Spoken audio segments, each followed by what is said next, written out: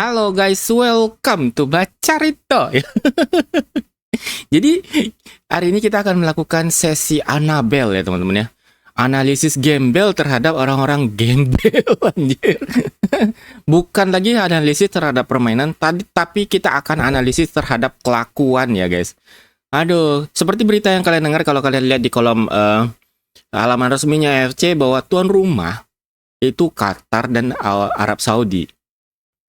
Itu kenapa gue bilang kita akan Annabelle kelakuan orang-orang gembel ini guys. AFC, Asian Football Comedy, gitu kan ya?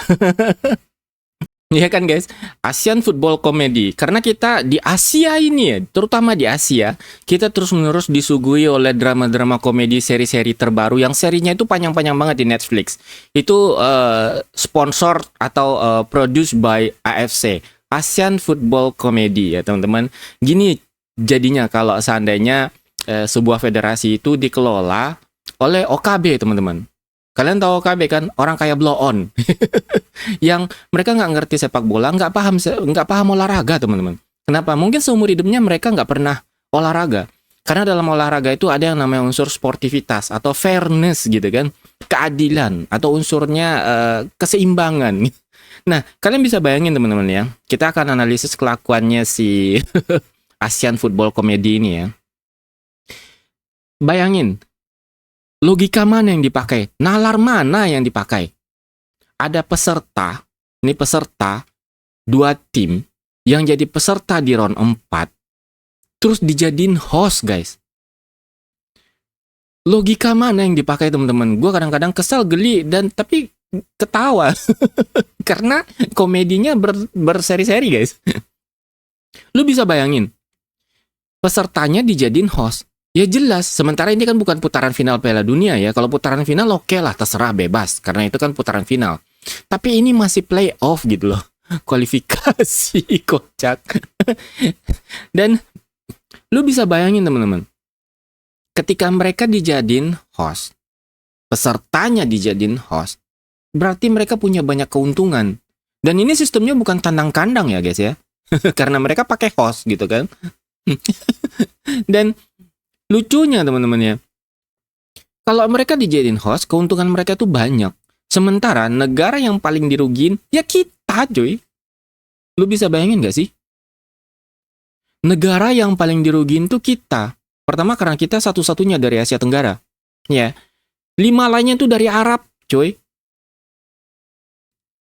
Kebayang nggak sih? Nah, kita akan analisis kerugiannya gitu.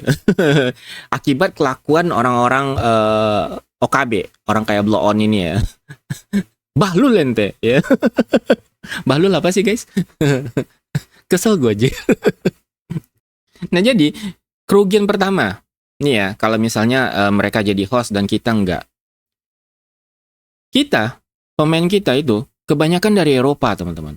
Lu bisa bayangin, di saat mereka cuma perlu naik sepeda dan jalan kaki ke negaranya sendiri, atau tetangganya, paling cuma naik bus bisa, ya naik pesawat sebentar. Pemain kita dari Eropa, anjir. Lu bisa bayangin. Seperti yang gue bilang, negara yang paling dirugiin itu kita, gitu. Pemain kita itu kebanyakan dari Eropa. Recovery-nya kapan, gitu. Ya kan? Sementara pemain mereka dan negara-negara tetangga mereka itu recovery-nya nggak bakal lama. Orang yang jadi host juga nggak perlu recovery, Jir. Mereka cuma perlu makan-makan di sana, coklat, rendam, air panas, air dingin, udah. Lah pemain kita terbang. Iya kan? Terus yang kedua, teman-teman, supporter. Supporter itu jelas nambah semangat, ya kan? Ya kalau mereka jadi host, lah mereka punya supporter. Lah kita paling orang-orang kita yang ada di sana. Tapi berapa banyak? Jelas nggak seimbang kan?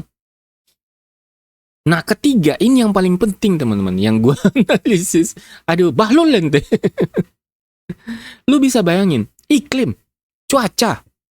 Pemain kita itu dari Eropa. Cuaca di Arab itu berbeda. Bahkan dibandingkan dengan Asia lainnya, Asia Tenggara, Arab itu beda teman-teman. Humidity-nya tuh angin gurun ya. Lu bisa bayangin, udah panas angin gurun, lembabnya berbeda. Jelas pemain kita adaptasi gitu, mesti adaptasi lagi. Sementara 5 tim lainnya itu dari Arab semua. Mereka nggak perlu adaptasi. Memang yang paling dirugin itu sebenarnya kita ya guys. Tapi itu di luar hal-hal teknis ya. Misalnya kayak wasit bla bla drama itu gue nggak tertarik ya. Itu udahlah. Pemain kita cuma harus fokus di sana. Cuma kalau untuk adaptasi itu memang berbeda ya guys. Itu bakalan berbeda. Gue harap pemain kita bisa cepat adaptasi di sana karena memang itu dibutuhkan, terutama dari segi iklim dan recovery mereka yang terbang itu sekian jam itu harus benar-benar cepat recovery-nya karena fisiknya bakal dituntut. Karena ini gue bilang aja ya teman-teman, pemain-pemain Arab itu termasuk salah satu pemain yang dengan tipikalnya ya termasuk fisik ya, mau itu kekuatan fisik maupun itu guling-guling fisik ya, drama fisik gitu guys. Jadi ya beginilah ya, Asian Football Comedy itu memang selalu seperti itu. Dan ya mereka memang, Asian Football Comedy ini memang dikuasai oleh orang-orang Timur Tengah yang OKB ya guys, orang kayak blow on, yang ya dia punya duit iya, tapi dia nggak ngerti apa-apa soal olahraga. Unsur fairness atau sportivitas itu mereka nggak punya guys. Yang mereka punya itu hanya duit, udah itu doang sih. Seharusnya kalau menurut gua yang diambil ya negara netral kan ya. Kayak ada Uzbekistan teman-teman, itu mungkin lebih bagus gitu. Terus ada Jepang, Korea. Stadion mereka itu kan standar internasional. Orang mereka pernah juga jadi host Piala Dunia selain Qatar ya. Qatar nggak bisa seharusnya karena mereka kan peserta gitu. Tapi ya udahlah. Mau diapain lagi ya teman-teman ya. Tapi gue harap kalian tetap mendukung tim Garuda kita karena nggak ada lagi pilihan lain.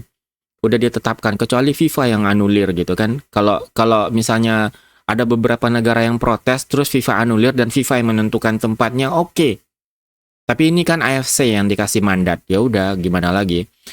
Gue harap pemain kita cepat adaptasi. Nah, sekarang kita akan kita udah selesai nganalisis, pusing gue coy nganalisis kelakuan orang-orang Arab ini coy. Beneran pusing guys. Bahlul ente. Gimana lagi guys, mau diapain coba? Kita analisis itu kekuatan tim kita. Jadi waktu lawan Jepang Indonesia itu kan kita kalah 6-0, ya udah kalah gitu. Tapi kita analisis bagaimana kekuatan kita di tim pelapis.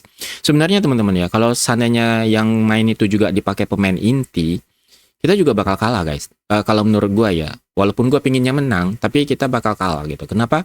Karena seperti yang kita lihat di kandang kita aja, kita kalah 4-0 dengan pemain inti. Kelas mereka itu jauh kalau Jepang ya. Nah, gue bilang kayak gitu aja.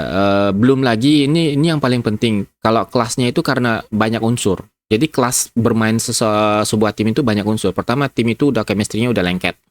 Terus sebuah tim itu udah lama banget bermain. Dan tim Jepang, Australia itu kayak gitu ya guys. Kita kalah gede itu memang karena itu. Bukan masalah kualitas pemain aja. Kualitas pemain kita 1, 2, 3, 4 orang mungkin ya bisa lah nyamain pemain-pemain mereka. Gua nggak ragu soal itu karena pemain kita tuh banyak pemain yang main di Eropa dan mereka main di klub-klub yang lumayan gede ya. Tapi kalau chemistry itu nggak bisa bohong, pengalaman itu juga nggak bisa bohong. Nah sekarang yang bisa kita lakukan apa? Karena tim kita ini kan baru kebentuk, ya udah kita harus, gue selalu bilang kayak gini guys, mudah-mudahan ini didengar sama PSSI untuk bulan Oktober dah. Gue nggak tahu bisa mereka cepat karena Juni, Juli, Agustus, September, Oktober, banyak waktunya. Gue selalu bilang bahwa kita itu butuh pemain tengah, maupun itu jadi pemain inti ataupun itu pelapis, karena pelapis Tom Haya itu nggak ada. Gue bilang aja terus terang, kita dapat Joe Pelupesi itu, kita bisa sampai di round 4 saat ini karena kita punya satu gelandang bertahan yang hebat. Kita butuh satu lagi, itu gue bilangnya kayak gitu aja, satu lagi gelandang bertahan yang hebat. Jadi Patrick Kluivert dan sistem kepelatihannya dan kepelatihannya itu punya opsi. Saat ini dia nggak punya opsi. Itu udah kelihatan di Jepang. Waktu ngelawan Jepang itu udah kelihatan opsinya nggak banyak. Kita punya Dean James substitute-nya Calvin Verdong, menurut gue dia bagus. Kita punya Mesilger, walaupun Mesilger ini kalau menurut gue dia nggak cocok banget. Dia masih belum klop gitu bermain dengan 3 back dengan JIZ atau Hubner dan Mes. Gue ngerasa Mes ini bukan pemain jelek gitu, nggak mungkin jelek dia pemain inti di 20 gitu kan. Jadi gue ngerasa si Mes ini dia cocoknya itu kayak jadi apa ya? Di formasi 4 back gitu, guys. Walaupun kalah lawan Australia, kita kan pakai 4-3-3, tapi permainannya secara permainan itu bagus gitu. Karena kita nggak bermain kayak lawan Jepang. Lawan Jepang itu kita benar-benar dikandangin, cuy. Tapi kalau lawan Australia kita nggak dikandangin, guys. Kita kebobolan iya, gitu kan. Hanya aja dia kayaknya Mes ini perlu adaptasi yang cukup lama. Dia bukan pemain jelek, sama seperti gue bilang si Maguire, coy. Dia itu bukan pemain jelek, cuma ya itu. Buktinya sampai ke final Piala Eropa kan. Nah, Messi itu butuh waktu. Gue ngerasa Rido masih lebih klop dengan Jay dan Hubner. Gue bilang kayak gini, kita analisisnya, kita butuh 2 gelandang lagi. Gue selalu bilang kayak gitu. Minimal kita dapat 1 pelapis gelandang bertahan. Yang kedua, kita dapat playmaker. Tom Haye itu gue selalu bilang dia itu tipenya box to box midfielder. Pemain nomor 8, guys. Bukan nomor 6, bukan nomor 10. Jadi kalau kita pakai nomornya kayak gitu ya. Kita butuh playmaker, kita butuh pemain nomor 10. Entah itu gelandang serang yang tipenya gue bilang seperti kayak Marcelino yang gelandang serang murni, ataupun playmaker yang bisa menentukan semua tempo permainan dan hasil pertandingan. Seperti Totti, kalau kita bilang kayak gitu. Del Piero, itu pemain nomor 10. Maradona, jangan. Messi juga, jangan ya teman-teman ya. Karena itu bakal nyari berlian di bukan jerami lagi, guys. Di lautan. Tapi kita butuh yang kayak gitu. Nah, jadi gue berharap mungkin PSSI ya bisa dengar, atau kalian kasih tahu lah ya guys ya. Kalau kalian dengar ini 1 playmaker atau 2 playmaker. Nah, gue berharap sebenarnya si Emiliano Jonathan. Jadi gue harap Emiliano Jonathan itu bisa masuk ke sana sebagai gelandang serang gitu. Lalu untuk back kita perlu 1 lagi. Gue ngerasa kita butuh 1 lagi karena kita pakai 3 back, coy. Ya, kita pakai 3 back. Jadi kita butuh 3 pelapisnya yang pas. Kita punya Mesilger, kita punya siapa back tengah kita 1 lagi? Nggak ada, guys. Ya, back lokal ada. Nah, gue harapnya Pascal Struijk kalau dia mau. Karena menurut gue dia berpengalaman. Dia berpengalaman main di tingkat tertinggi ya. Dia pernah main di Premier League. Sekarang berada di Championship. Itu tingkat tertinggi lah pokoknya bagi gue. Lalu Emiliano Jonathan. Lalu 1 lagi gelandang bertahan kalau bisa. Nah, kalau kita bisa dapat pemain playmaker muda, gua ngelihat Aubrey-nya Yusha Nugraha. Kemarin ya, yang dia sama, gue lupa namanya, tapi belakangnya Van Bronckhorst. Gue bilang sama PSSI, nih ya, kalau kalian bisa mau ya, ambil itu pemain, Van Bronckhorst. Seriusan teman-teman. Itu tipikal pemain yang gak bakalan ada di Indonesia. Gue bilang kayak gitu aja dah. Maksudnya dari liga lokal ya. Dari liga lokal. Itu tipikal playmaker yang gak bakalan ada di Indonesia. Jadi itu tipikal playmaker yang gue yakin dia itu berapa tahun lagi mungkin jadi playmaker hebat ya. Mudah-mudahan gitu. Mudah-mudahan. Seperti yang gue bilang, gue kan dulu pernah ngeliat Messi, guys. Cuma sekali sentuhan aja gue tahu dia bakal lebih hebat dari Maradona. Bukannya sombong, tapi itu analisa pribadi aja. Dan ternyata bener. Dan itu waktu Messi debut ya gue lihat. Nah, gue ngeliat walaupun itu video singkat ya, si Van Bronckhorst ini tipikalnya itu tipikal playmaker yang nggak bakalan kalian temuin di liga lokal, terutama Indonesia. Liga Indonesia itu nggak bakalan, guys. Kenapa? Dia itu kayak tipikal apa ya? Karena dia dari Belanda, gue ngerasa dia tipikal-tipikalnya Van der Vaart, Wesley Sneijder, kayak gitu, guys. Dan itu pemain yang punya umpan yang luar biasa. Bagi gue visi dia dah. Visi dia luar biasa. Kalau menurut gue ya, visi dia luar biasa, umpan dia, asisnya itu banyak, coy. Walaupun dalam kelompok umur. Jadi gue bilang sama ya orang-orang yang berkepentingan dan berwenang, tolonglah ambil si Van Bronckhorst ini. Kalau Emiliano Jonathan, ya dia mungkin masih belum bisa ya guys ditaruh di tim senior karena umurnya masih 16. Masih terlalu muda. Kita harus hati-hati dengan pemain muda dan perkembangannya lah gitu ya. Tapi gue harap si Van Bronckhorst ini langsung diambil gitu. Jangan sampai enggak. Gue ngerasa dia benar-benar hebat gitu. Nah, yang kedua itu Emiliano Jonathan. Lalu 1 gelandang bertahan lagi lah. Jadi kalau si Van Bronckhorst ini untuk yang kelompok umur ya guys, untuk sementara. Karena gue ngerasa dia benar-benar jago. Untuk umur segitu teman-teman. Dia benar-benar jago. Gue bilang aja. Terus depan. Ole itu striker tajam. Dia itu striker tajam mungkin yang ya jarang banget kita punya. Dia sendirian aja bisa cetak gol, tapi kerjanya berat. Nah, gue bilang kayak gitu. Kenapa? Karena formasi yang kita pakai. Kalau seandainya kita pakai formasi itu lebih kayak satu striker, 2 gelandang serang, atau 1 playmaker, 1 gelandang serang, Ole bakal kebantu. Jadi ini kayak misalnya 3-4-2-1. Ole bakal kebantu, karena itu ujungnya sama, kayak Ole itu punya tandem atau trio. Tapi kalau dia sendiri doang di depan, itu susah. Karena berarti kita, ya maksudnya kalau kita nggak punya gelandang serang yang hebat ya, yang bisa ngasih umpan lah guys. Itu dia susah. Kalau seandainya dia nggak punya tandem, nah kalau kita pakai 2 striker, kalau seandainya dia nggak punya tandem, kesian Olenya gitu. Karena kerjanya berat. Kemarin udah dicoba Egy, kalau menurut gue lumayan bagus ya kalau pas Egy dicoba, tapi kalau menurut gue masih kurang. Kalau menurut gue ya masih kurang. Kenapa? Umpan Egy nggak bagus guys. Ini maaf ya Gi. Ini maaf ya buat Egy. Tapi ini mungkin sebagai ya kayak upgrade introspeksi atau masukan lah ke Egy. Bukan ke Egy aja, ke pemain-pemain kayak Sayuri, Sananta, Beckham. Mereka itu pemain bagus. Gue bilang aja terus terang, pemain bagus. Tapi umpan mereka enggak. Jadi belajarlah umpan. Belajar passing gitu. Umpan lah, umpan. Apa sih namanya? Ya passing lah.